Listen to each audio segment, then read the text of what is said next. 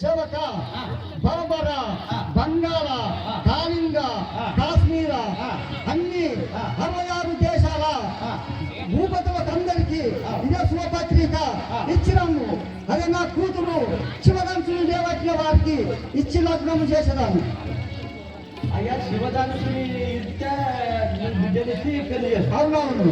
అరే ఇది అర్థం ఉన్నది మరి ఈ లెక్క సేవక ఆమె కూడా మనిషికి 10 లక్షలు, నలుగురు బిడ్డలకు 40 లక్షల రూపాయలు కూడా ఇస్తాను. మంచిది. అయితే అది ఆ కాలంలో ఈ శివధనుసు నుంచి ఈ చెత్తు పందెం పెట్టిన వాళ్ళకి ఉత్తరాయణ కొట్ట సేవక ఈ కూడా 100 పదాల కట్టం పెడతా. బిడ్డ కొడుకులు ఎంతమంది? నలుగురు కొడుకులా? 4 బిడ్డలు, ఒక కొడుకు. కొడుకు కూడా వస్తారు రాలే. అబ్బో నువ్వు నా క్లాస్ అయ్యో. అయ్యా ఇప్పుడు పోయి ఊరికి ఉత్తరాలు పంపి పల్లె పల్లె పత్రికలు ఇచ్చి సీత లగ్నం జరిగేది ఉన్నది. ఏంటి అంటే మీరు కంకబద్దిసురా? కంకబద్దిస్తే బిడ్డనిస్తాడు. శివధనుసుని లేవట్టి ధనుసు శివధనుసుని లేవట్టి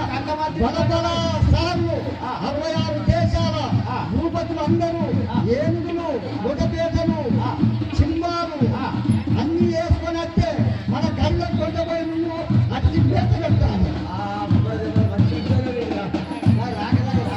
మంచిది అయ్యా. మరి మునుపు పూర్వకాలంలో శంకరుడు ఎల్లవతల్లి పెళ్లి చేసేటప్పటికి ఏం చెప్పిండు అంటే దండు రామశిల్కం పిలిపించిండు. దండు రామశిల్కకు గుడ్డి చెప్పిండు. ఏమని గుడ్డి చెప్పిండు? ఓ రామశిలక నా రామశిలక ఎల్లని మోతికి జండి మోరితు ఓ రామశిలక.